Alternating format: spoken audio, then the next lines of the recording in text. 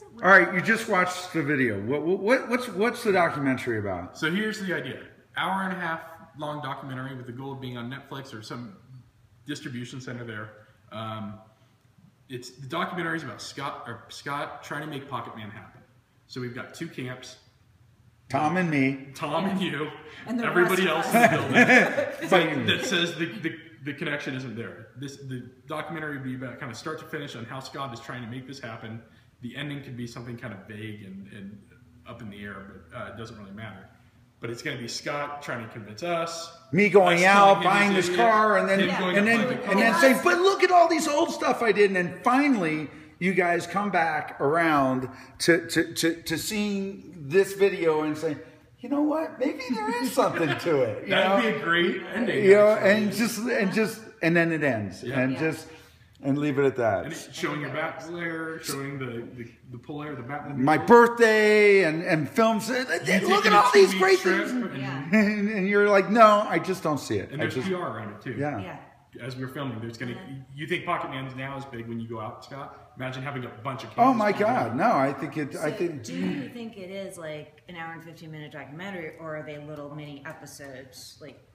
I think you got to get the big one. You got to get the big one. No one's gonna. Okay, I just don't know. Yeah, I think if we do smaller ones, it's going to be up to us to distribute. And right, it's going to be tough. Small eyeballs. We can follow it up with the big. Exactly. That was the point. That was the issue we were having. The small one, like who's going to watch it? Right. You know, and if we get something big. Well, and here's what we could do too. Is if we get the big one and have a little following, every month or every 3 months, we put another short 20-minute one out there that people can watch on our own channel.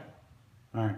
Yeah, and I think there's enough content, and we can bring business stuff into it with like our side being like, God, we've got all these great new products we should be promoting, and he's off doing this stupid car, and you know, and we could be like, look, this is so awesome, and he's not talking about this, or all he's talking about stupid blah blah blah. Yeah, I filmed. It's the only self-documentary out there. Yeah, it's a self-documentary. I mean, I filmed all this, and I really have. I filmed all this 15 years ago, knowing that someday I'd be sitting here, you know, finally with enough material to convince other people that there's something worthy to get out there. Yeah, I think we can put this into something if we do it the way Marshall's saying, because by doing the juxtaposition, we can get the business message across, because we had these conversations while you were off playing Pocket Man. Believe me. What the fuck? We're like, my God, we've got this going on. This is what we need press on, and he's like doing this crap. I mean, it was an ongoing thing. It's like we need to promote. When was someone going to tell me? We've been telling you. You don't. When was I going to listen? Pocket Man has like a reverse superpower. Like instead of like X-ray vision, he's got like no hearing. Tunnel vision. That's my superpower. I'm just like. Yeah, Superman has X-ray vision. Pocket Man has tunnel vision. I love it. And my magical power is also manipulate media. There you go. Yeah.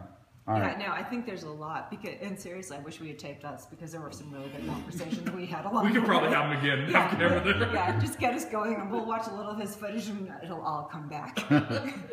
So we have poodles, we have views, we have everything. We've got the making. Pocket Man is born. I finally convinced them. Yay!